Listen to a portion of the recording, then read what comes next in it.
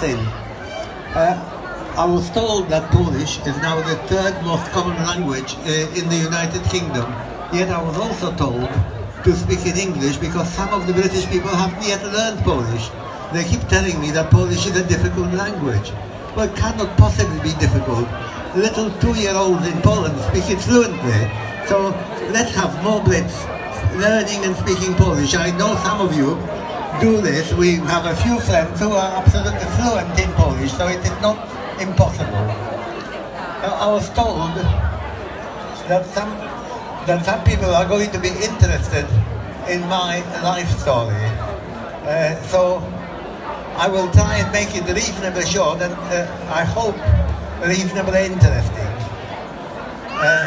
Before the war, I was living in Warsaw, part of a very well-off Polish family. My grandfather was a very well-known dentist in Warsaw. Both my parents were doctors specializing in various branches of medicine. We had a flat in central Warsaw where they also all had their surgeries. Life was great. And then in 1939, when I was just 6 years old, and to save you much, I'm 85 now, the war started and the world turned totally upside down. From a bright future, life became hell.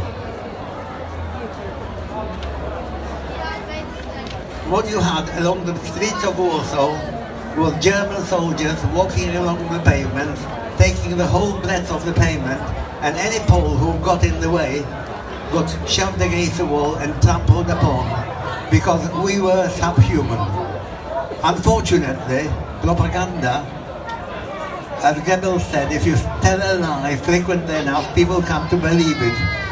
And the Germans had this drummed into them that Poles were subhuman, and so they tried to treat us in that particular way.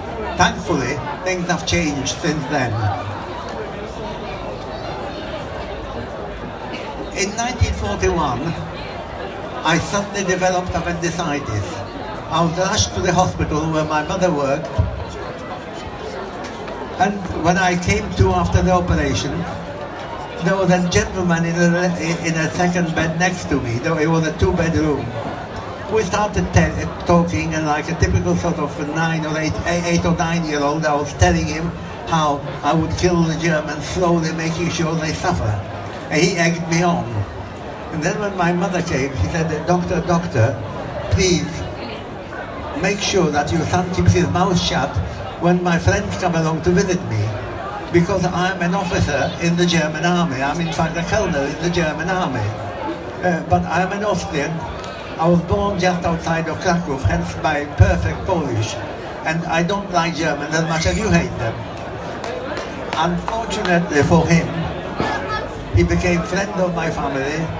His official car was used then by the Polish resistance, and he was caught out with that, later on sent to the Russian front, and I think never survived. In June 1943, we were in our villa in Sulejówek, a little place just outside of Warsaw.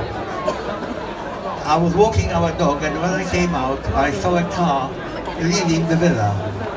It was a Gestapo car, and it carried in it my mother. She joined the men in the family, my father, my uncle, and my grandfather. After a few days, the men were murdered in the Pawiak prison, and Mom was sent first to Auschwitz and then to Ravensbrück concentration camps. She was in a way slightly lucky, because being a doctor, she had that minutely better life in the concentration camps, but also due to the fact that she was hard as nails, she survived.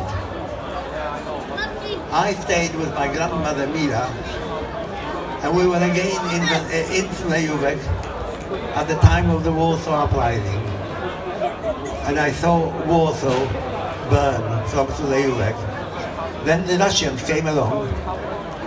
They turfed us out of the villa. I went to a little farm outside with my gran, and we survived because it was a tomato farm, and they had nothing to do with their tomatoes because they used to supply Warsaw, and of course they couldn't supply them to Warsaw.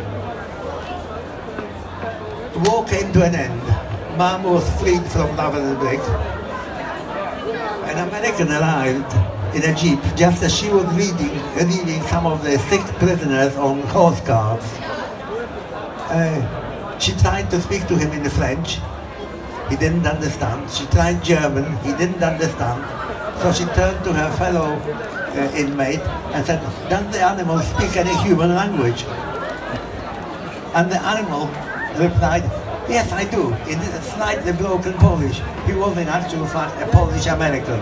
Well, when they got talking, obviously they got showered with food, with cigarettes, which was great to my mother's liking, as she was a chain smoker and had smoked while she was in concentration camps, and everything started looking rosy. Mum realized that Poland at that time was under the communist rule, and in no way would she allow her son to be brought up by the communists.